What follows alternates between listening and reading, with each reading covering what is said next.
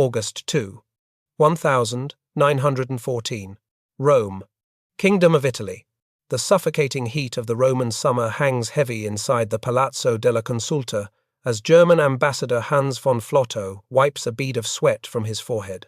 Across the ornate mahogany desk sits the Italian foreign minister, Marquis Antonino di San Giuliano, whose face remains an unreadable mask of diplomatic indifference. Flotho has arrived with an urgent expectation, carrying the weight of the Kaiser's assumption that Italy, a member of the Triple Alliance for 32 years, will immediately mobilize its army to support Germany and Austria-Hungary against France and Russia.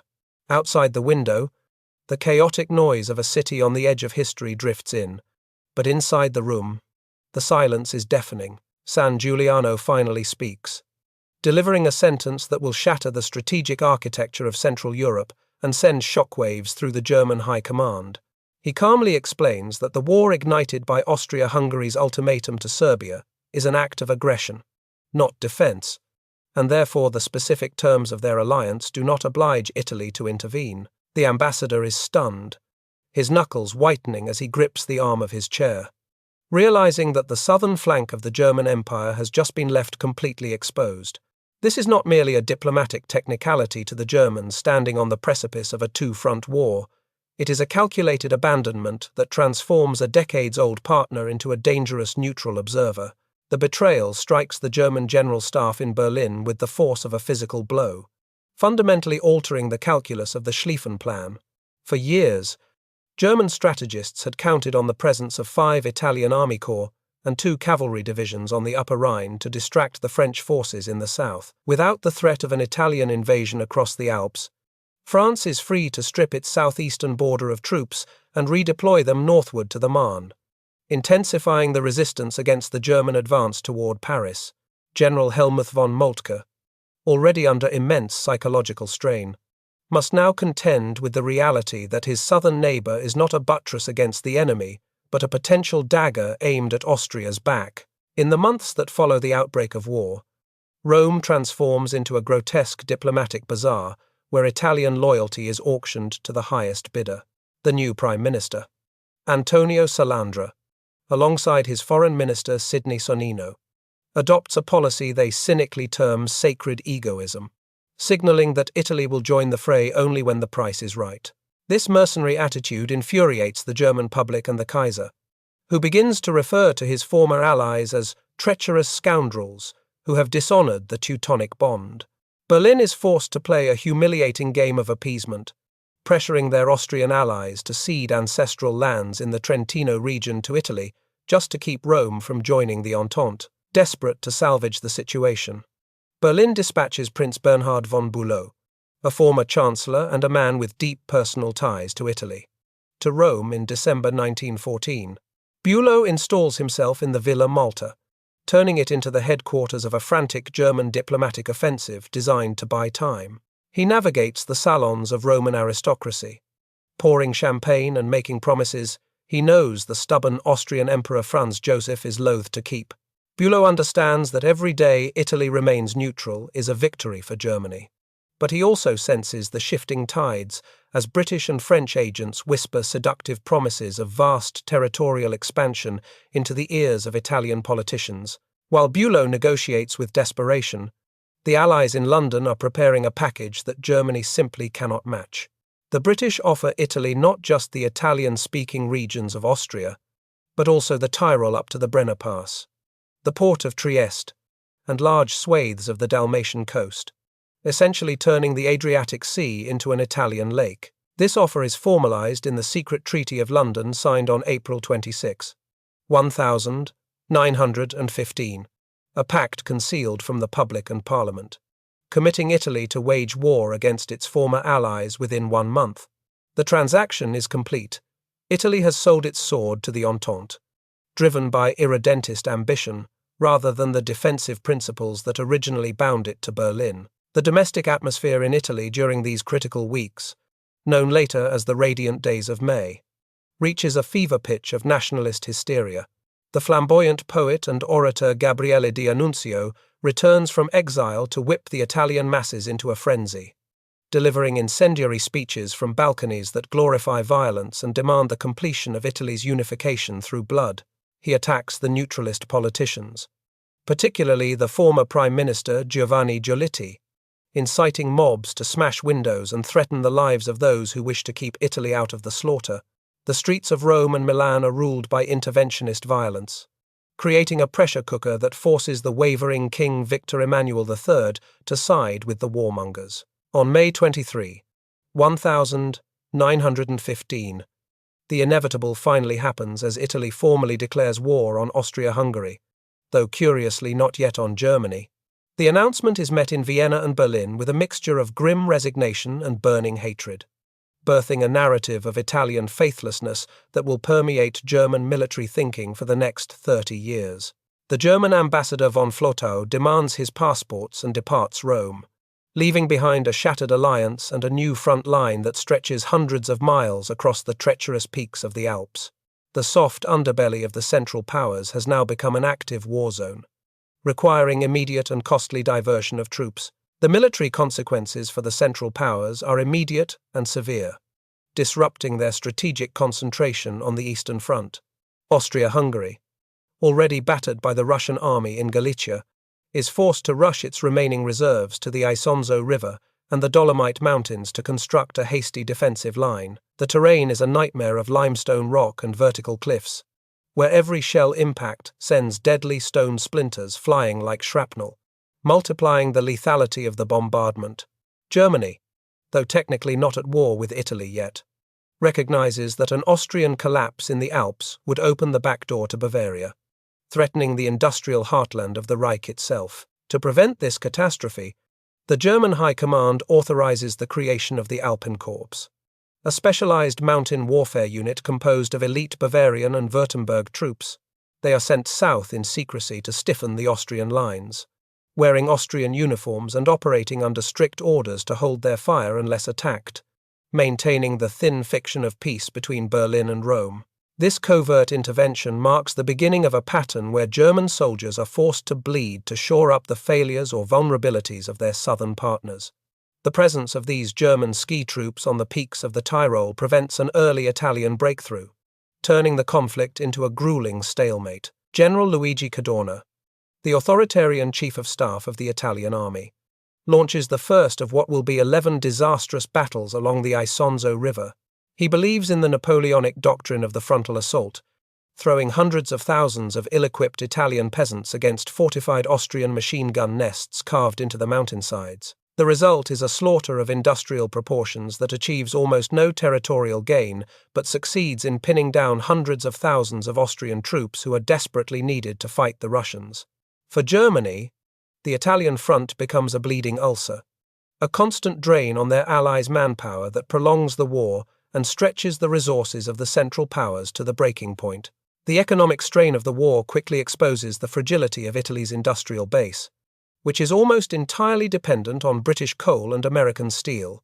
By entering the war, Italy cuts itself off from German technology and markets, becoming a client state that requires massive subsidies from London and Paris to keep its factories running. This dependency creates a chaotic logistical nightmare, as the Allies must divert precious shipping tonnage to keep Italy supplied with the raw materials of war, while the Italian army struggles with shortages of artillery shells and modern weaponry.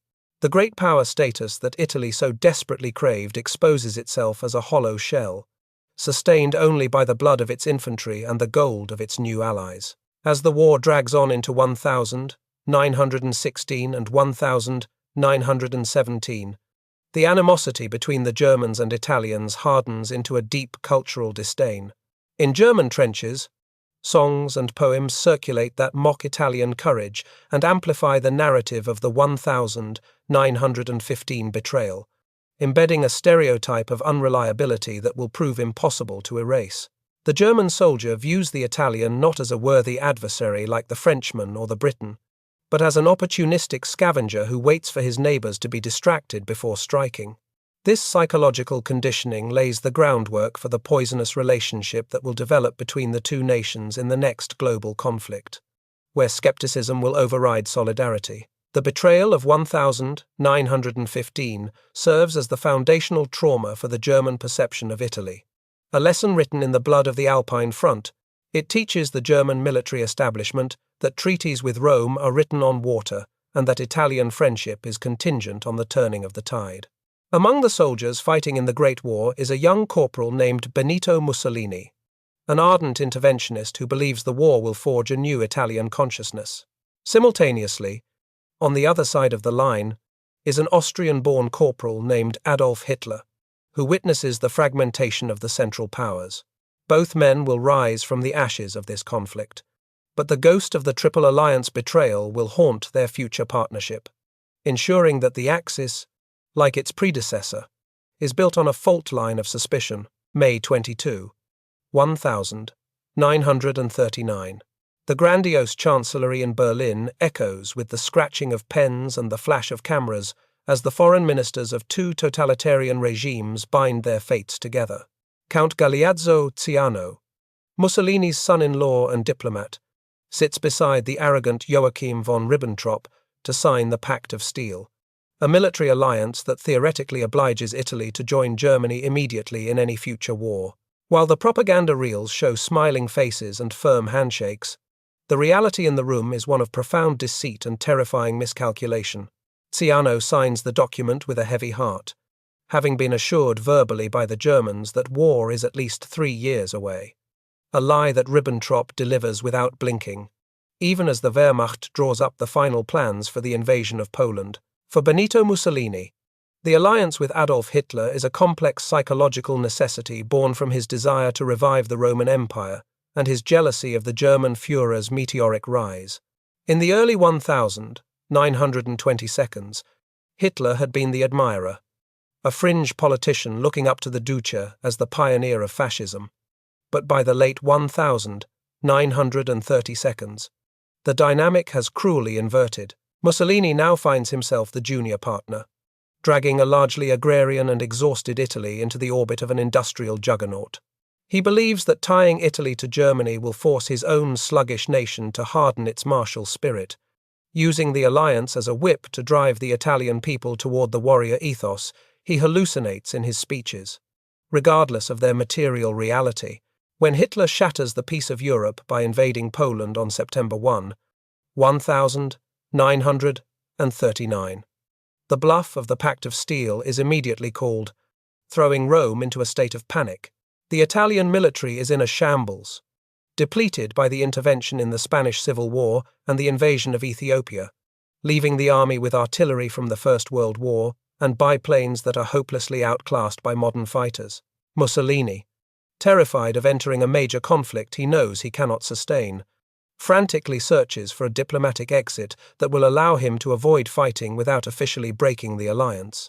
He invents the term non-belligerence, a semantic shelter that allows Italy to remain an Axis ally on paper while sitting safely on the sidelines as the panzers roll east. To justify this inaction to a furious Hitler, Mussolini drafts one of the most absurd diplomatic documents of the war, known to historians as the Molybdenum List.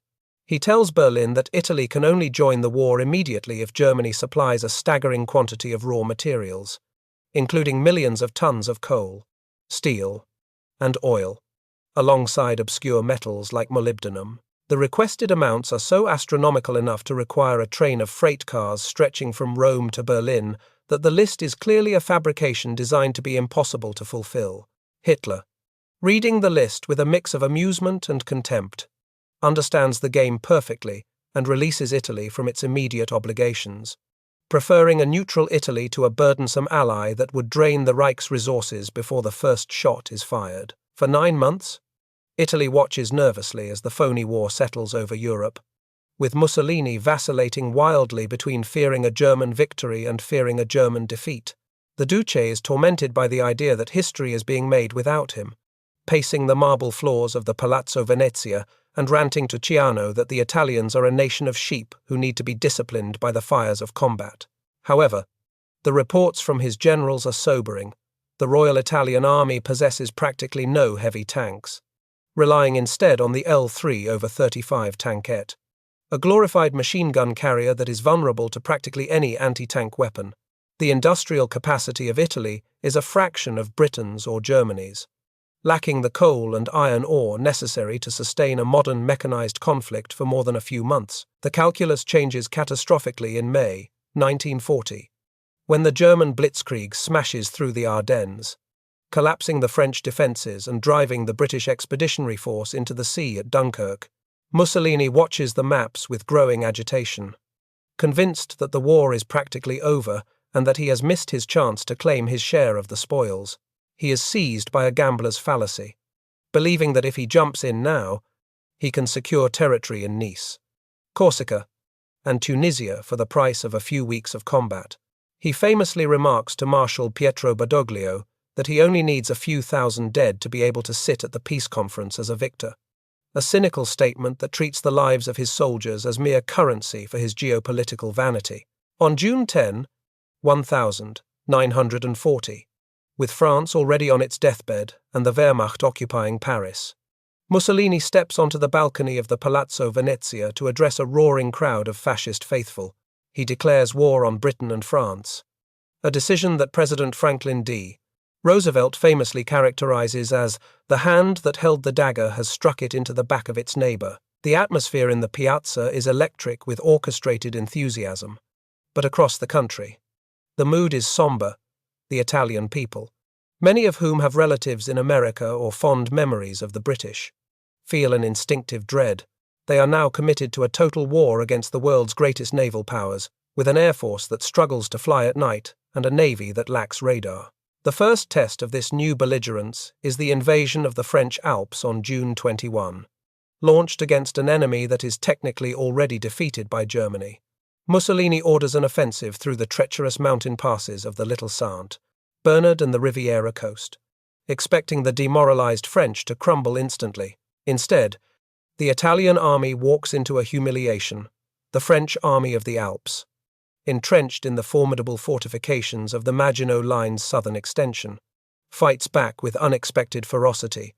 Italian infantry, climbing steep slopes in summer uniforms amidst unseasonal snowstorms, are mowed down by French machine gunners who hold the high ground, stalling the offensive just a few kilometers past the border. The Battle of the Alps exposes the hollow core of the fascist war machine to the world, revealing that the 8 million bayonets Mussolini boasted of are wielded by poorly led and ill-equipped conscripts.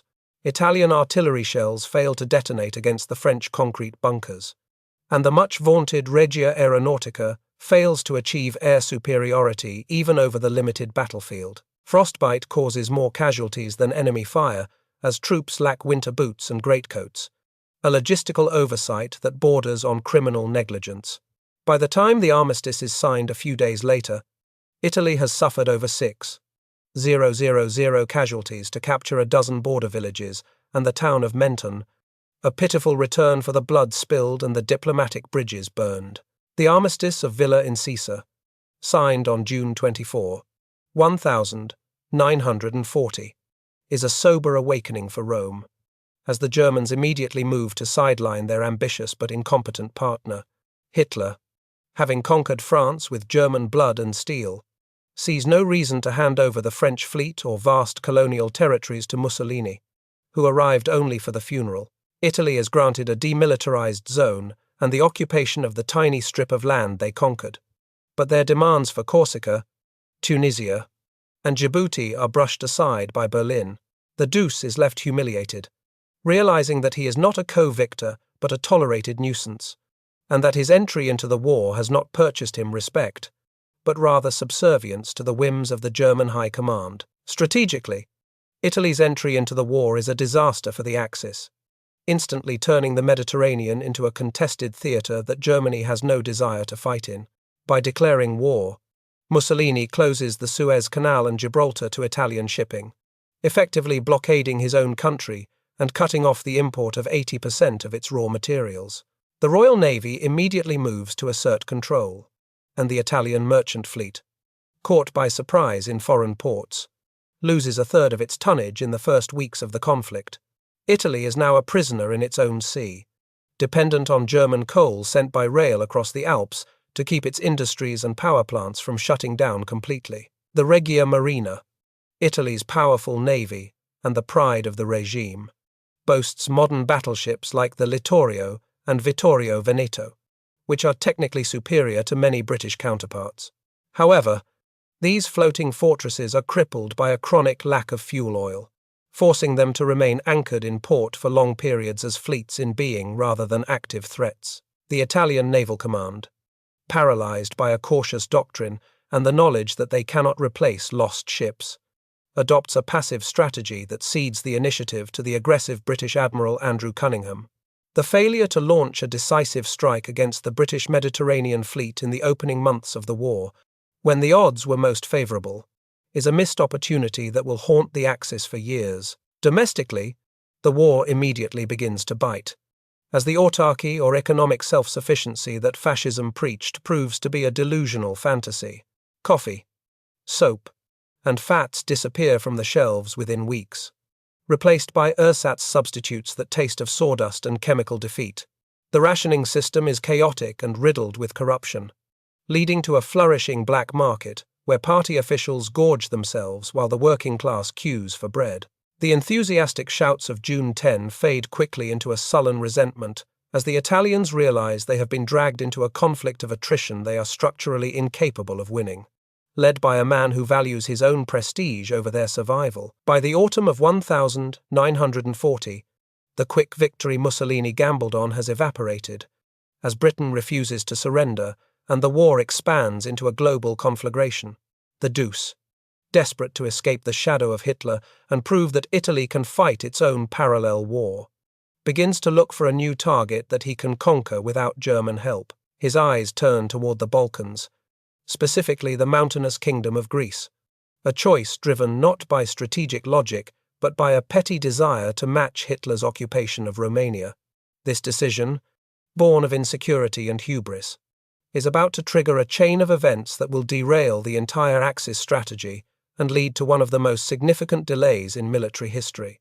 October 15, 1940. The Palazzo Venezia in Rome simmers with the suppressed rage of Il Duce, who paces his office like a caged predator. Benito Mussolini has just received news that German troops have entered Romania to secure the vital Ploesti oil fields, a strategic masterstroke executed by Hitler without so much as a courtesy call to his Italian ally. For Mussolini, this is the final insult in a long string of humiliations where he learns of Axis movements through the morning newspapers rather than diplomatic cables.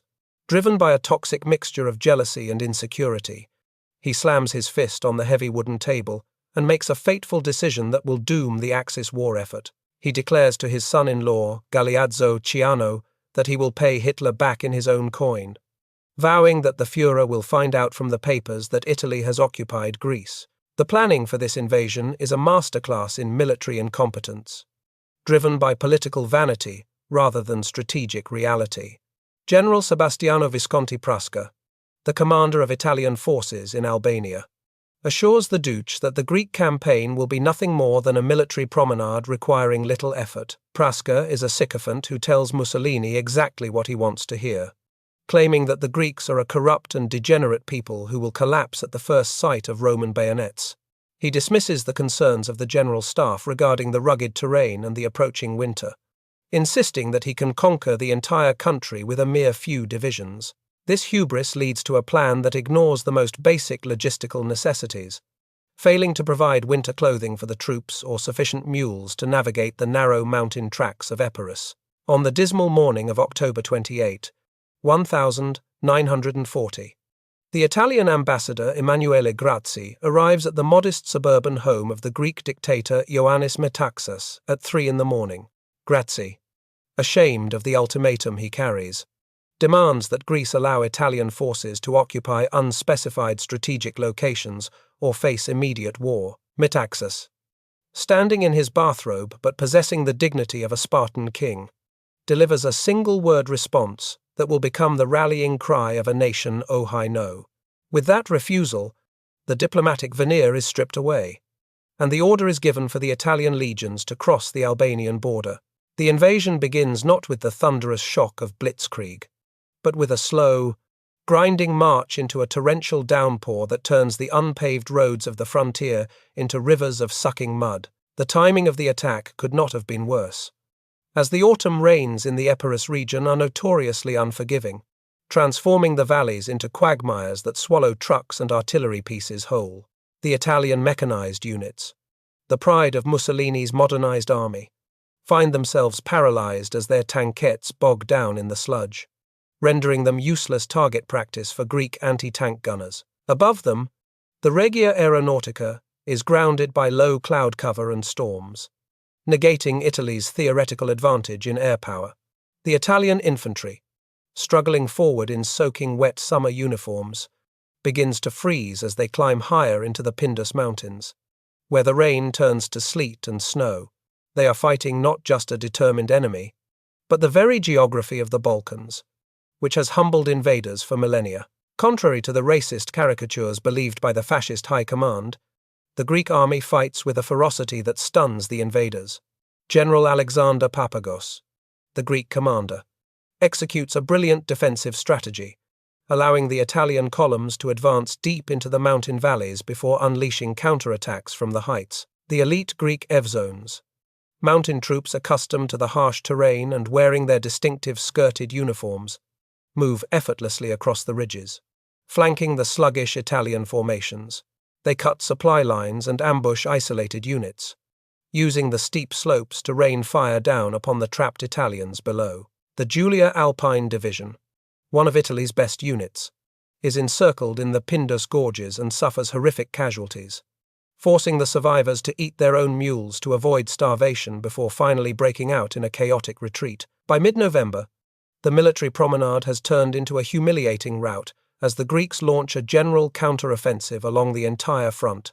The hunters become the hunted, and the Italian army is pushed back across the border into Albania, losing territory they had held before the war began. The Greeks capture the city of Korça, marking the first time in World War II that an Axis army has been defeated on land, a victory that electrifies the Allied world. In Rome, the mood shifts from arrogance to panic as Mussolini orders a reshuffling of his generals. Blaming everyone but himself for the disaster, he screams for death to the traitors and demands that his soldiers die where they stand rather than retreat. But his rhetoric cannot supply the ammunition and blankets desperately needed on the freezing front lines. The repercussions of this debacle reverberate all the way to Berlin, where Adolf Hitler watches the unfolding disaster with cold fury. The Führer is currently traveling on his personal command train, America, and initially hopes the Italians can stabilize the situation on their own.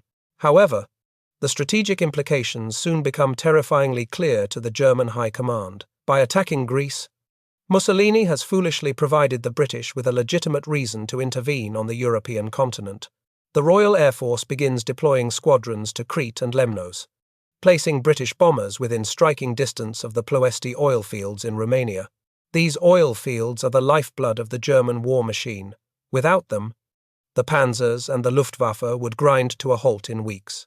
Hitler realizes that he can no longer ignore his allies' incompetence, as the southern flank of his upcoming invasion of the Soviet Union is now fatally exposed. He summons his generals and orders the drafting of Operation Marita, a contingency plan to invade Greece and secure the Balkans before the attack on Russia can proceed. This is a massive diversion of resources that the Wehrmacht cannot afford, requiring the movement of elite panzer divisions and infantry armies from the build-up in Poland down to the jagged terrain of southeastern Europe. The meticulously synchronized timetable of the German war machine is thrown into chaos, as trains carrying equipment east must now be rerouted south, consuming precious fuel and wearing down the mechanical reliability of the tanks before the real war has even begun. The situation complicates further in March 1941, when a pro-British coup in Yugoslavia overthrows the government that had just signed a pact with Germany. Hitler, flying into a rage at this defiance, expands the scope of the operation to include the total destruction of Yugoslavia alongside Greece. The Directive 25 is issued, condemning Belgrade to a merciless aerial bombardment and ordering the Wehrmacht to smash both nations with overwhelming force. While the German military executes this campaign with terrifying efficiency in April 1941, conquering Yugoslavia in 11 days and Greece in 3 weeks, the strategic cost is measured not in casualties, but in time. The weeks spent fighting in the Balkans are weeks lost for the invasion of Russia, a commodity that is more valuable than gold. The contrast between the German and Italian performance in Greece serves as a brutal lesson in modern warfare, further degrading the relationship between the two allies. While the Italians have been stuck in the Albanian mud for 6 months, suffering over 63,000 casualties for zero gain, the German 12th Army slices through the Metaxas line and outflanks the Greek defences in a matter of days. The culmination of this embarrassment occurs at the surrender ceremony, where the Greek general Georgios Tsolokoglou refuses to surrender to the Italians, insisting on surrendering only to the Germans who actually defeated him. Hitler has to personally intervene to force the Greeks to capitulate to the Italians as well. A diplomatic pantomime that fools no one and leaves the Italian officers seething with resentment at their patronizing saviors. The delay caused by the Balkan campaign remains one of the most debated what-ifs of military history, but its impact is undeniably profound. Operation Barbarossa, originally scheduled for May 15, 1941, is pushed back by 5 critical weeks to June 22. In the vast expanse of Russia, where the weather dictates the pace of war, those 5 weeks are the difference between victory and catastrophe. When the German army later stands within sight of the spires of Moscow in December 1941, paralyzed by temperatures of 40 degrees below zero and lacking winter gear, the ghosts of the Greek campaign haunt the frozen trenches. The time wasted cleaning up Mussolini's mess in the mountains of Epirus is the exact amount of time the Wehrmacht needed to reach the Soviet capital before the arrival of General Winter. Beyond the strategic delay, the Greek fiasco fundamentally alters the nature of the Axis alliance, turning Italy from a partner into a vassal state. Hitler no longer trusts Mussolini with independent action, and German advisors and liaison officers begin to permeate the Italian command structure, effectively taking control of Italy's military decisions. The psychological blow to the Italian people is devastating. The myth of fascist invincibility is shattered, replaced by a cynical defeatism. Soldiers returning from Albania bring stories of incompetent officers, rotting boots, and a government that sent them to slaughter without a plan. The seeds of the eventual collapse of the fascist regime are sown in the snows of the Pindus Mountains, fertilized by the blood of conscripts who died for a dictator's ego. The drain on German resources is not limited to the land war.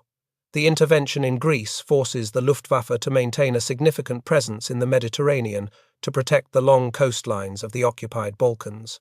Hundreds of German aircraft that should be supporting the drive on Moscow or Leningrad are tied down patrolling the Aegean Sea, hunting British submarines and suppressing Greek partisans. The logistical burden of occupying Greece falls heavily on the Reich, as the country produces little of value to the war effort, but requires a garrison force of hundreds of thousands of men.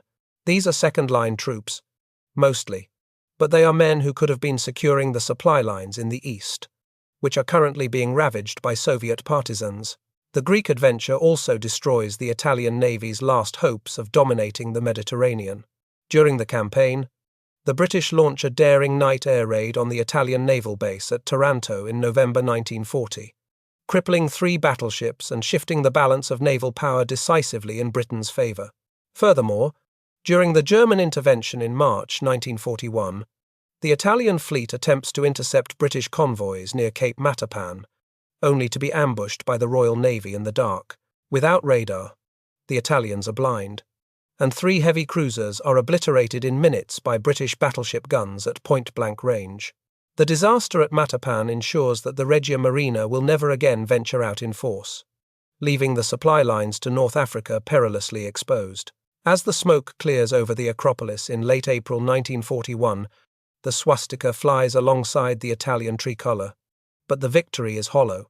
Mussolini has his prize, but he has paid for it with the last shreds of his independence and the flower of his army. The Axis is now locked into a sprawling, multi-front war that stretches from the sands of Libya to the fjords of Norway, and soon, to the endless steppes of Russia. The Greek distraction has successfully pulled German attention away from their primary objective just long enough to matter. As the summer of 1941 approaches, the Wehrmacht turns its gaze east, unaware that the sands of time have already begun to run out, and that the mud of Greece was merely a prelude to the frozen hell that awaits them at the gates of Moscow. December 9, 1940. The Western Desert. Egypt. A cold wind whips across the vast, featureless expanse of gravel and sand as the engines of British Matilda tanks roar to life in the pre-dawn darkness. General Richard O'Connor launches Operation Compass, a raid intended to disrupt the Italian supply lines that has inadvertently morphed into a full-scale invasion. Facing him is the Italian 10th Army, a massive force of nearly 150,000 men under Marshal Rodolfo Graziani, which has been sitting idle in fortified camps for months. The Italians have built static defensive boxes in the open desert, separated by miles of undefended terrain, a tactical error that the mobile British forces are about to exploit with ruthless efficiency. The attack begins not with a frontal assault, but with a swift flanking maneuver that bypasses the Italian strongpoints entirely. The collapse of the Italian forces is swift and absolute, shocking even the British commanders who orchestrated the attack. The Italian infantry, lacking anti-tank weapons capable of penetrating the thick armor of the Matildas, fight with desperate futility before surrendering in droves. At the Battle of Nibewa, Italian gunners fire their artillery until the British tanks physically crush their guns.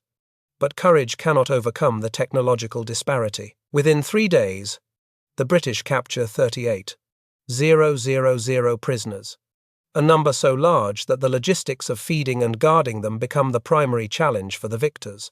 The retreat turns into a chaotic route along the Via Balbia, the coastal highway that serves as the only artery of communication in Libya, now clogged with abandoned trucks and demoralized soldiers fleeing west. By February 1941, the disaster reaches its zenith at Bedafom, where a small British flying column cuts off the retreating Italian army, trapping the survivors against the sea. The final tally is staggering: over 130,000 Italian soldiers have been captured by a British force of only 36,000 men. The entire Italian 10th Army has effectively ceased to exist, leaving the road to Tripoli completely undefended. In Rome, the regime teeters on the brink of collapse, as the loss of Libya would not only be a blow to imperial prestige, but would bring British bombers within easy range of Sicily and the Italian mainland. Mussolini, humiliated and desperate, is forced once again to beg for German assistance to save his crumbling empire. In Berlin, Adolf Hitler views the Mediterranean theatre with deep skepticism, considering it a colonial sideshow that distracts from the primary objective in the East. However, the political reality dictates that he cannot allow Mussolini to fall, as the collapse of fascist Italy would expose Germany's southern flank and provide a foothold for the Allies on the continent. Reluctantly, Hitler authorizes Operation Sonnenblume Sunflower, dispatching a blocking force to North Africa to prop up the Italians. To command this force, he chooses a favorite of the regime, General Erwin Rommel, a man known for his aggressive leadership in France but who has zero experience in desert warfare. This decision marks the beginning of a strategic parasitic drain that will consume German resources for 2 years. Rommel arrives in Tripoli on February 12, 1941, and is appalled by the defeatism he encounters among the Italian high command. He immediately ignores his orders to stand on the defensive and launches a reconnaissance in force that rapidly evolves into a counteroffensive. The arrival of the German Afrika Korps changes the tactical equation of the Desert War overnight. Unlike the Italians, who rely on static infantry tactics, the Germans fight a mobile war of maneuver, using their panzers to slash through enemy lines and their 88mm anti-aircraft guns as devastating tank destroyers. The British, overextended and having sent some of their best troops to the disastrous campaign in Greece, are caught off guard and pushed back to the Egyptian border in weeks. While Rommel's tactical brilliance earns him the nickname the Desert Fox, his successes mask a deepening strategic crisis for the Axis. Every tank, every gallon of fuel, and every shell sent to North Africa is one less that can be used on the Eastern Front, where the Wehrmacht is preparing for the colossal invasion of the Soviet Union. The logistics of supplying the Afrika Korps across the Mediterranean are a nightmare, dependent on Italian merchant convoys that must run a gauntlet of British submarines and aircraft operating from the island fortress of Malta. The unsinkable aircraft carrier of Malta sits directly astride the Axis supply routes, strangling the flow of supplies and forcing the Luftwaffe to divert entire air fleets to try and neutralize it. The burden of the Desert War is not just material but also organizational, as the Germans are forced to integrate with an Italian military structure that is fundamentally broken. Rommel technically reports to the Italian High Command Comando Supremo in Rome, but in reality, he treats his allies with thinly veiled contempt, often keeping them in the dark about his plans until they are already in motion.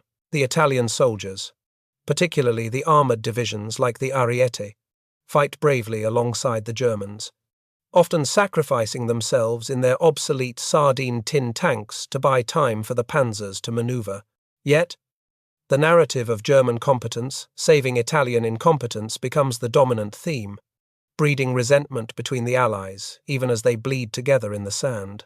Throughout 1941 and 1942, the Desert War swings back and forth like a pendulum, consuming vast amounts of equipment in battles of attrition that Germany cannot afford. The siege of Tobruk becomes a symbol of this waste, as Rommel spends months trying to crack the Australian and British defences, burning through supplies that are critically short. Meanwhile, on the Russian steppes, the German advance stalls outside Moscow, partly due to a lack of motorized transport and fuel resources that are being sunk to the bottom of the Mediterranean or burned in the Libyan desert. The strategic myopia of the German leadership allows a secondary theatre to metastasize into a major commitment, driven by the sunk cost fallacy and the need to maintain the prestige of the Axis alliance. The situation reaches a critical juncture in the summer of 1942, after Rommel captures Tobruk and drives deep into Egypt, threatening the Suez Canal and the oil fields of the Middle East. Hitler, intoxicated by the prospect of a link-up between his forces in Russia and North Africa, diverts even more resources to the desert, starving the Caucasus offensive of vital air support. However, the supply lines are now stretched to the breaking point. The trucks of the Afrika Korps have to travel over 1,000 miles from Tripoli to the front, consuming more fuel than they deliver. The British, meanwhile, are being resupplied with massive quantities of American Sherman tanks and trucks, building an overwhelming material superiority that the Axis simply cannot match. The climax comes at the Second Battle of El Alamein in October 1942, where the disparity in logistics seals the fate of the Axis forces. Rommel, sick and exhausted, faces a British army that outnumbers him in tanks, artillery, and aircraft by a decisive margin. The Italian infantry divisions, lacking transport, are stationed in the static line, while the German mechanized units are held in reserve. When the British breakthrough finally comes, the Germans retreat, commandeering the few available vehicles and leaving thousands of their Italian allies behind to be captured in the desert. This betrayal destroys the last vestiges of trust between the two nations' armies, as Italian soldiers feel they were sacrificed to save the German elite. Following the defeat at El Alamein, the Anglo-American landings in Morocco and Algeria, Operation Torch in November 1942, trap the Axis forces in a giant pincer movement. Hitler, refusing to accept the reality of the situation, pours reinforcements into Tunisia, engaging in a frantic airlift that is doomed to fail. He sends the 5th Panzer Army, equipped with the newest Tiger tanks weapons that are desperately needed to stop the Soviet encirclement at Stalingrad, into a geostrategic cul-de-sac. These elite units are thrown into a hopeless fight with their backs to the sea, defending a bridgehead that has no strategic value once the control of the Mediterranean has been lost. The final collapse in Tunisia in May 1943 is a catastrophe that rivals Stalingrad in scale, though it receives far less attention in the annals of history. Over 230,000 Axis troops surrender, a mix of the best German combat veterans and the remnants of the Italian army. This entire army group is erased from the German order of battle, a loss of manpower that the Third Reich can never replace. These were seasoned soldiers who could have manned the Atlantic Wall or bolstered the crumbling Eastern Front, but instead, they march into Allied captivity because they were sent to shore up a theatre that Italy had opened and then failed to hold. The North African campaign serves as the ultimate example of the Italian liability, illustrating how a weaker ally can drag a stronger power into a strategic abyss. Germany fought in Africa not for oil or territory, but initially just to prevent the political collapse of Mussolini's regime. By the time they tried to turn it into a victory, it was too late, and the cost was the destruction of some of their finest mechanized formations, the desert sands, which had swallowed the ambitions of the pharaohs and the Romans, now claimed the pride of the Wehrmacht, leaving the southern shores of Europe wide open to the impending Allied invasion. With North Africa lost, the war is about to cross the narrow sea to Italian soil, bringing the destruction directly to the people who had cheered the declaration of war 3 years earlier. The strategic buffer is gone, and the soft underbelly of the Axis is now exposed to the dagger. But while the Desert War was a slow bleed, the disaster unfolding on the Eastern Front is a hemorrhage. There, another Italian army, sent by Mussolini to prove his loyalty to Hitler, is facing a storm of steel and ice that will result in an even more tragic and pointless loss of life. July 1942. The vast, dusty plains of the Ukraine tremble under the boots of a new legion as Benito Mussolini, driven by an insatiable need to assert his relevance, dramatically escalates Italy's commitment to the Eastern Front. Dissatisfied with the size of the initial expeditionary corps, he orders the creation of the Armia Italian Army in Russia, a massive force of 230,000 men commanded by General Italo Garibaldi. This deployment is a political gesture of the highest order, designed to ensure that Italy has a seat at the victory table when the Soviet Union inevitably collapses. However, the soldiers marching east are walking into a strategic trap, sent to fight a modern mechanized war with equipment that was already obsolete when it left the factories in Milan and Turin years prior. The sector assigned to the Italians stretches for nearly 270 kilometers along the Don River, a distance that is absurdly long for a force lacking meaningful motorized transport or mobile reserves. The deployment is a tragic mismatch of terrain and capability. The elite Alpine Corps, trained for vertical warfare in the rocky crags of the Dolomites, is inexplicably stationed on the flat, frozen steppes where their specialized skills are useless. They are tasked with guarding the left flank of the German Sixth Army, which is currently driving hard toward the industrial city of Stalingrad. The Italians are the rivets holding the Axis line together, but they are rivets made of soft lead, expected to hold against the sledgehammer of the Red Army. By late autumn, the reality of the Russian winter begins to set in, exposing the criminal inadequacy of the Italian logistical system.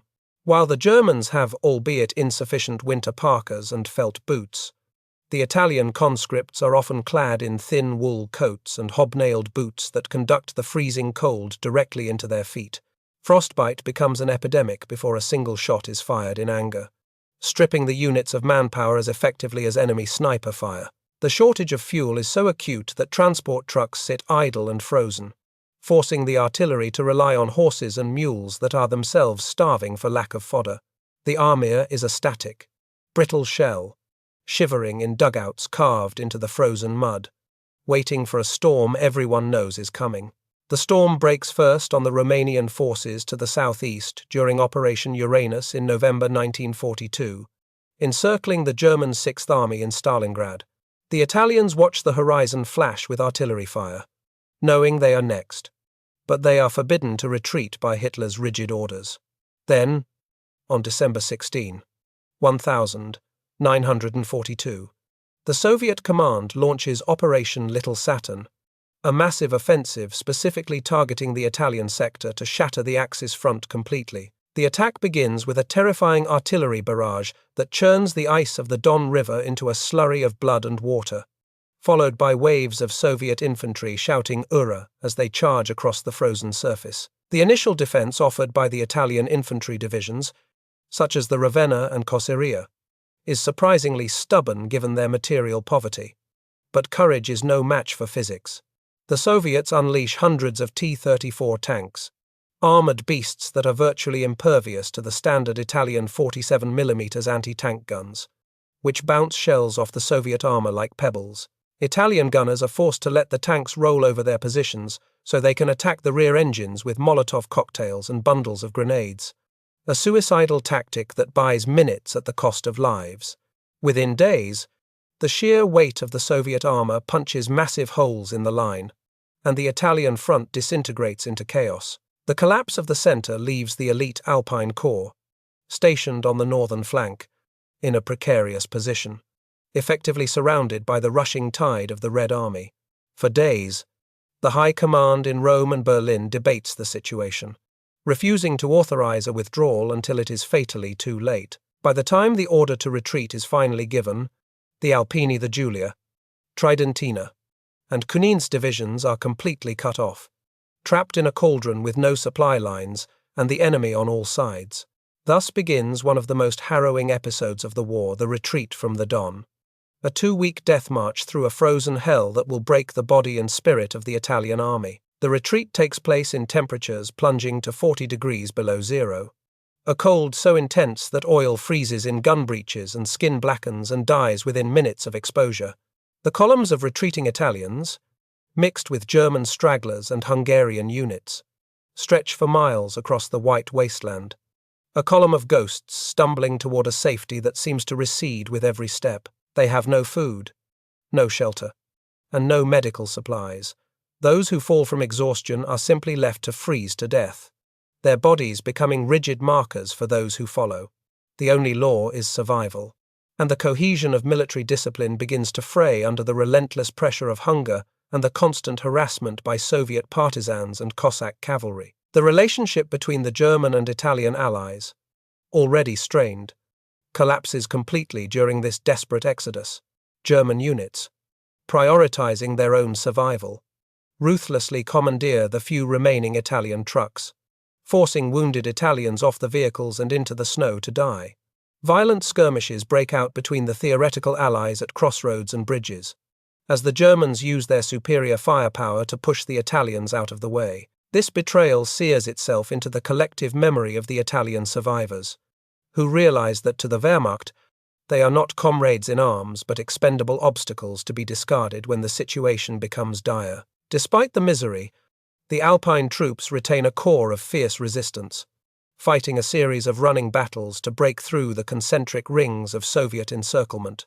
The culmination of this tragedy occurs at the Battle of Nikolaevka on January 26, 1943, where the remnants of the Army R find their path blocked by a heavily fortified Soviet force occupying the village. With no artillery support and almost out of ammunition, the situation appears hopeless. General Luigi Reverberi, the commander of the Tridentina division, climbs onto a German tank and, ignoring the hail of bullets, shouts the order, "Tridentina, avanti Tridentina." Forward. What follows is a primal, desperate human wave attack, as thousands of freezing, starving Italians charge the Soviet machine guns, armed with nothing but hand grenades and bayonets. It is a scene of medieval savagery amidst modern warfare, driven by the absolute refusal to die in the Russian snow. The sheer ferocity of the assault, born of despair, overwhelms the Soviet defenders and breaks the encirclement, opening a narrow corridor for the survivors to escape to the west. The cost is horrific. The snow around Nikolaevka is stained red for miles, carpeted with the bodies of the Alpini who sacrificed themselves to open the gate for their brothers. The survivors who finally reach the German lines are unrecognizable as soldiers. They are skeletal figures wrapped in rags, many missing toes or fingers, their eyes hollowed by the horrors they have witnessed. Of the 230, 000 men, Mussolini sent to Russia to cover himself in glory. Nearly 75, 000 never return, and another 30, 000 are wounded or frostbitten. The Giulia and Cuniense divisions are effectively annihilated, ceasing to exist as military formations. The loss of the Alpini is a devastating blow to Italian society, as these units were recruited locally from specific mountain valleys, meaning that entire villages in the Alps lose their entire generation of young men in a single month. The destruction of the Italian Eighth Army has immediate and catastrophic strategic consequences for the German Sixth Army trapped in Stalingrad. The collapse of the Italian sector, followed swiftly by the Hungarian and Romanian sectors, means that the German pocket is hopelessly isolated, with the relief distance growing from 50 kilometers to over 200 kilometers. Manstein's relief attempt, Operation Winter Storm, fails in part because there are no flank forces left to secure his corridor. The Italian failure on the Don, preordained by the lack of equipment provided by their German allies, becomes the final nail in the coffin for Paulus and his doomed men in the Stalingrad ruins. The survivors of the Russian front return to Italy not as heroes, but as harbingers of doom, bringing with them the truth that fascist propaganda has tried to suppress. They whisper stories of the German betrayal, the lack of weapons, and the senseless slaughter, spreading a contagion of anger and disillusionment through the Italian population. The myth of the dictator is shattered. Mussolini is no longer seen as the infallible leader, but as a buffoon who sent his people's sons to die in a foreign wasteland for a war that was not theirs. The tragedy of the Don River destroys the last remnants of the regime's legitimacy, setting the stage for the internal collapse that is soon to follow. Back in Berlin, the blame game begins immediately, with Hitler and the OKW scathing in their assessment of the Italian performance, convenient scapegoats for their own strategic overreach. They ignore the fact that they knowingly placed a non-mechanized army on the most dangerous sector of the front without anti-tank support. This mutual recrimination poisons the Axis alliance fatally. The Germans now view the Italians as useless cowards, and the Italians view the Germans as arrogant betrayers. The bond of the Pact of Steel has been frozen brittle on the steppes and shattered by the Soviet sledgehammer, leaving only a hollow alliance waiting to be formally dissolved. As the spring thaw of 1943 melts the bloody snows of the Ukraine, the war moves inexorably closer to the Italian peninsula. The destruction of the Armia leaves Italy virtually defenseless, its best troops buried in mass graves 2,000 kilometers from home. The Allies have cleared North Africa and are looking across the Mediterranean at Sicily. The tragedy of Russia has hollowed out the Italian military spirit, and when the next blow falls, the structure will not just crack, it will crumble. The stage is set for the final act of the fascist tragedy, where the war comes home to Rome. July 10, 1943. The southern horizon of Sicily turns black with the smoke of 1,000 ships as the Allied Armada, the largest amphibious force in history up to that point, crashes against the coastline. Operation Husky has begun, and for the Italian defenders, the psychological dam finally breaks. The promise of Fortress Europe crumbles as British and American troops storm the beaches of Gela and Syracuse, encountering resistance that varies wildly from desperate bravery to mass surrender. In Rome, the news of the invasion acts as a political earthquake, shaking the foundations of the fascist regime that has ruled for 20 years. The lie that the Mediterranean is an Italian lake is exposed by the thunder of naval guns pulverizing the Sicilian shore, signaling to every Italian that the war is lost. The tremors reach the Palazzo Venezia on the sweltering night of July 24, where the Grand Council of Fascism gathers for the most consequential meeting in its history. Dino Grandi, a high-ranking fascist who has lost faith in the Dutz, presents a motion of no confidence, effectively demanding the restoration of constitutional powers to the king and parliament. For 10 hours, the room is filled with recriminations and shouting, as Mussolini, looking haggard and suffering from stomach ulcers, fails to comprehend that his own creatures are turning against him. In the early hours of the morning, the vote is cast, and the motion passes by a landslide 19-7. The dictator walks out into the dawn, believing he can still maneuver, but his time has run out. The following afternoon, King Victor Emmanuel III summons Mussolini to the Villa Savoia and, in a brief and chilly meeting, dismisses him from office. As the former Duce exits the residence, he is quietly arrested by the Carabinieri and shoved into an ambulance, ostensibly for his own protection, and whisked away to a secret island prison. When the news hits the radio waves that evening, Italy erupts not in protest, but in jubilation. Crowds flood the piazzas to tear down fascist emblems, smashing the stone fasces and burning portraits of the dictator in the streets. They believe that the fall of Mussolini means the end of the war. But the new Prime Minister, Marshal Pietro Badoglio, immediately crushes that hope with a cryptic and chilling announcement. Badoglio, an old soldier playing a dangerous double game, declares to the world that the war continues and that Italy will remain loyal to its German ally. This public statement is a necessary lie designed to buy time, as his government terrifiedly opens secret back-channel negotiations with the Allies in Lisbon and Madrid.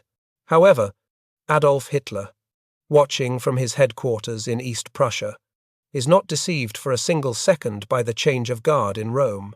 He instinctively understands that the treachery he has always suspected is now underway. With cold precision, he activates Operation Alaric, later renamed Operation Achse, pouring fresh German divisions across the Brenner Pass to secure the Alpine routes and surround key Italian cities. For 45 days, Italy exists in a surreal limbo, a twilight zone where the official ally is the feared enemy, and the enemy is the hoped-for liberator. German troops flood into the peninsula, ostensibly to help defend against the Allied invasion, but in reality, they are positioning themselves to seize control. They occupy strategic crossroads, airfields, and railway hubs, watching their Italian counterparts with fingers hovering over triggers. The tension is palpable in every barracks, where Italian officers, lacking clear orders, are unsure whether to salute the Wehrmacht soldiers or shoot them. Meanwhile, in an olive grove in Sicily, General Giuseppe Castellano signs the secret armistice with the Allies on September 3, a piece of paper that will ignite the powder keg. The explosion comes on the evening of September 8, 1943, a date that will live in Italian infamy as the day of the Great Chaos. General Dwight D. Eisenhower, fearing the Italians might back out, preemptively announces the armistice on Radio Algiers. Caught completely off guard, Badoglio is forced to rush to the microphone at the EIAR radio station in Rome to confirm the surrender. His broadcast is a masterpiece of ambiguity, instructing the Italian armed forces to cease hostilities against the Allies, but to react to attacks from any other quarter. He refuses to name the Germans explicitly, paralyzed by fear of provoking Hitler. But this cowardice seals the fate of the Italian army. As the broadcast echoes across the peninsula, the king, Badoglio, and the senior military staff commit a final act of betrayal against their own people. Instead of organizing the defense of the capital, they pack their bags and flee Rome in the middle of the night, driving frantically toward the Adriatic port of Pescara to escape aboard a corvette. This flight leaves the armed forces completely leaderless at the critical moment, severing the chain of command just as the Wehrmacht launches its strike. Across Italy, telephones ring in military headquarters with no one to answer them, leaving commanders in the field to face the wrath of their former allies alone and confused. The German reaction is swift, brutal, and meticulously planned, executing a synchronization that stuns the disorganized Italians. The code word Axis is flashed to all German units, and within minutes, Wehrmacht tanks are rolling up to the gates of Italian barracks demanding immediate surrender. Most Italian units, tired of war and lacking orders, capitulate without firing a shot, allowing themselves to be disarmed by numerically inferior German forces. In many cases, the Germans simply bluff their way in or use the threat of immediate execution to force submission. The Royal Italian Army, a force of over 2 million men, evaporates in the span of 24 hours, dissolving into a mass of fugitives trying to find civilian clothes to walk home. However, not everyone surrenders without a fight, and sporadic, desperate resistance erupts in pockets across the city of Rome. At the Porta San Paolo, a mix of Granatieri di Sardegna soldiers and armed civilians fights a hopeless battle against German panzers to stop them from entering the city. It is the first spark of the Italian resistance, a bloody skirmish where students and workers die alongside soldiers in the shadow of the ancient pyramid of Cestius. Despite their bravery, they are crushed by the superior firepower of Field Marshal Kesselring's troops. By September 10, the swastika flies over the Colosseum, and Rome becomes an occupied city, subjected to the harsh martial law of the Third Reich. The tragedy extends to the high seas, where the Regia Marina attempts to comply with the armistice terms and sail to Malta to surrender to the British. As the main battle fleet steams down the coast of Sardinia, it is spotted by the Luftwaffe, which dispatches bombers armed with a terrifying new weapon, the Fritz X radio-guided bomb. The German pilots, formerly their comrades, target the flagship battleship Roma with pinpoint accuracy. The massive bomb pierces the armored deck and detonates in the forward magazine, breaking the ship's keel and sending it to the bottom in minutes. Over 300 sailors, including the fleet commander Admiral Carlo Bergamini, are lost. A fiery funeral pyre for the Italian Navy. In the Greek islands, where Italian occupation troops are stranded, the situation descends into pure horror. On the island of Cephalonia, the WWII division refuses to hand over their weapons, choosing to fight rather than surrender their honor to the Germans. For a week, they hold out against overwhelming odds and Stuka dive bombers until they are forced to surrender. Hitler, furious at this betrayal, issues a personal order that no prisoners are to be taken.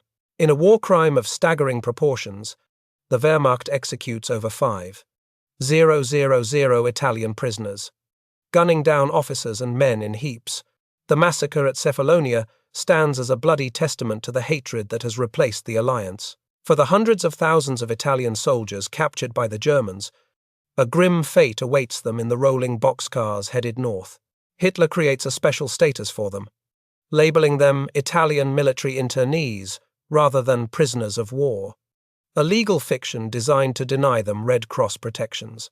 Over 600 men are transported to concentration camps in Germany and Poland, where they are used as slave labor in the Reich's crumbling industries. They are given a choice: pledge allegiance to Mussolini and fight for Germany, or starve in the camps. Remarkably, despite the hunger and the beatings, over 90% of them refuse to sign, choosing the honor of the camp over the shame of the swastika. While the Italian army dissolves, the Germans execute a daring special forces raid that changes the political landscape once again. On September 12, a team of Fallschirmjäger, led by the scar-faced Otto Skorzeny, lands gliders on the peak of the Gran Sasso mountain, the highest point in the Apennines. They storm the hotel where Mussolini is being held, overwhelming the confused Carabinieri guards without firing a shot. The Duce, looking pale and disheveled in a heavy overcoat, is bundled into a small spotter plane and flown to Vienna, then to Rastenburg to meet Hitler. The Führer has retrieved his puppet, not out of friendship, but because he needs a figurehead to maintain the fiction of a continued alliance. The switch of September 1943 is a strategic catastrophe for Germany. Despite the tactical success of the occupation, instead of Italy being an ally that contributes however poorly to the war effort, it is now a hostile occupied territory that requires massive garrisoning. Field Marshal Kesselring is forced to divert nearly 25 divisions to hold the Italian peninsula, troops that are frantically needed on the crumbling Eastern Front. The Germans must now administer the civil government, police the population, fight a growing partisan movement in the mountains, and hold a defensive line against the Allies pushing up from the south. The soft underbelly has become a jagged bone in the throat of the Wehrmacht. As the autumn rains begin to fall, the lines solidify across the rugged terrain south of Rome, forming the winter line. The war in Italy transforms into a grinding, slow-motion slaughter reminiscent of the First World War, fought uphill against a determined German defense. Italy is effectively sliced in two: the Allied-controlled Kingdom of the South and the German-occupied North. Soon to be named the Italian Social Republic, the country is about to enter its darkest hour, a civil war where brother will fight brother, and where the Nazi occupation will extract a terrible price in blood and gold for the betrayal of September 8. September 23, 1943. Lake Garda, northern Italy. The mist clinging to the dark waters of the lake mirrors the gloom that has settled over the Villa Feltrinelli, the new residence of Benito Mussolini. Here, in a small resort town far from Rome, the Italian Social Republic RSI is proclaimed. But the grand title cannot disguise the reality that this is a ghost state, a puppet regime ruled not by the Duce but by the SS generals who watch his every move. Mussolini, once the strutting Caesar who captivated millions, is now a broken man. Physically emaciated and psychologically shattered, he spends his days shuffling through papers in a darkened office, painfully aware that his liberation by German paratroopers was merely a transfer from one prison to another, and that he is now the warden of his own country's destruction. The territory of the Salo Republic, named after the town housing its propaganda ministry, becomes the stage for a vicious civil war that tears the soul of Italy apart. It is a conflict of extreme brutality, pitting neighbor against neighbor, the black brigades of the die-hard fascists against the growing legions of the partisan resistance hiding in the mountains. For the German High Command, this internal strife is a nightmare that requires the constant diversion of manpower. Instead of fighting the Allies on the front line, thousands of German troops are tied down in anti-partisan operations, which are often little more than massacres of civilians in retaliation for ambushes. The atrocities committed at places like Marzabotto and the Ardeatine caves serve only to inflame the population further, turning the occupation into a bleeding wound that refuses to heal. To the south, Field Marshal Albert Kesselring, the Smiling Albert, constructs a series of defensive lines across the narrow waist of the peninsula, turning the rugged Italian geography into a fortress. The most formidable of these, the Gustav Line, is anchored on the ancient monastery of Monte Cassino, which dominates the Liri Valley and the road to Rome. Here, the German 1st Parachute Division, elite veterans of Crete and the Eastern Front, digs into the rock and ruins to make their stand. Throughout the winter and spring of 1944, they repel wave after wave of Allied assaults, inflicting horrific casualties on American, British, Indian, and Polish troops. It is a defensive masterpiece, but it is a Pyrrhic triumph for the Reich. The strategic tragedy for Germany is that Kesselring's brilliance is arguably a liability in the wider context of the war. By fighting so tenaciously in Italy, he convinces Hitler to pour more and more reinforcements into a theatre that is essentially a cul-de-sac. Every Tiger tank sent to defend the rubble of Cassino is a tank that is not available to stop the Soviet steamroller in the Ukraine or to prepare for the inevitable invasion of France. The Italian campaign becomes a secondary front that consumes primary resources, acting as a magnet for German divisions that are sucked into the meat grinder of the Apennines. The Allies, with their limitless supplies, can afford a war of attrition. The Germans, stretched to the breaking point, cannot. The strain on German logistics is exacerbated by the total collapse of the Italian infrastructure, which has been bombed into oblivion by the Allied air forces. The Brenner Pass, the vital artery connecting Italy to Austria, is choked with the wreckage of trains and trucks, forcing the Germans to move supplies by night to avoid the Jabos fighter bombers that rule the daylight skies. The industrial north of Italy, which Hitler had hoped to exploit for war production, becomes a liability as strikes paralyze the factories in Turin and Milan. The German occupiers resort to draconian measures, deporting Italian workers to slave labor camps in the Reich, a move that further cripples the local economy and drives more young men into the arms of the partisans. In June 1944, just 2 days before the landings at Normandy, Rome finally falls to the Allies, the first Axis capital to be captured. Kesselring executes a fighting retreat to the north, establishing a new defensive barrier known as the Gothic Line in the northern Apennines. Here, the war settles into another grueling stalemate during the winter of 1944–45. The German soldiers, shivering in their foxholes, are now fighting for a country that hates them, under a leader who has abandoned reality, against an enemy that possesses overwhelming superiority in every domain. They are the forgotten army of the Wehrmacht, holding the line in a theatre that has lost all strategic meaning, fighting simply because they have no orders to stop. Inside the Villa Feltrinelli, Mussolini's health continues to deteriorate as he endures the humiliation of his irrelevance. He is forced to listen to the rantings of Hitler over the telephone, who demands ever more harsh measures against the traitors of 1943. The Duce tries to pass socialistic laws to win back the working class, but his decrees are ignored by the German military administration, which treats Italy as a conquered province to be looted. He knows the end is coming. In his writings from this period, he speaks of himself as a corpse waiting to be buried, a tragic actor who has overstayed his time on the stage. He packs his personal papers, deluding himself that he can still vindicate his regime before the tribunal of history. By April 1945, the Allied spring offensive shatters the Gothic Line, and the German front in Italy collapses completely. General Heinrich von Vietinghoff, Kesselring's successor, realizes the situation is hopeless and authorizes SS General Karl Wolff to open secret negotiations with the Allies for a separate surrender. Operation Sunrise. These talks are conducted behind Hitler's back, a final act of insubordination that highlights the disintegration of the Third Reich. While Berlin prepares for its Gotterdämmerung in the bunker, the German commanders in Italy are frantically trying to save their own skins, preparing to hand over the keys to the peninsula to the Americans to avoid capture by the vengeful partisans. On April 25, 1945, the Committee of the National Liberation Committee for Northern Italy issues a general decree for a popular uprising.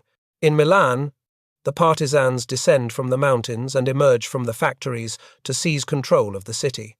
Mussolini, realizing that his German protectors are negotiating his surrender to save themselves, attempts a desperate flight toward the Swiss border. He joins a retreating German anti-aircraft convoy, disguised in a Wehrmacht greatcoat and helmet, huddled in the back of a truck like a common fugitive.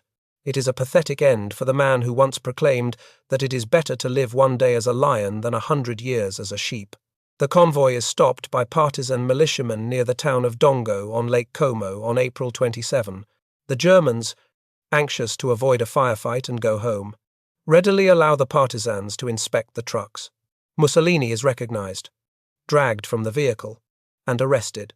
The following day, along with his mistress Clara Petacci, he is driven to the gates of the Villa Belmonte in the village of Giulino di Mezzegra. There, Walter Ordizio, a communist partisan acting on orders from the National Liberation Committee, reads a brief sentence of death, a submachine gun stutters, and the Duce of Fascism falls dead against a stone wall, his 20-year dream of empire ending in a roadside ditch.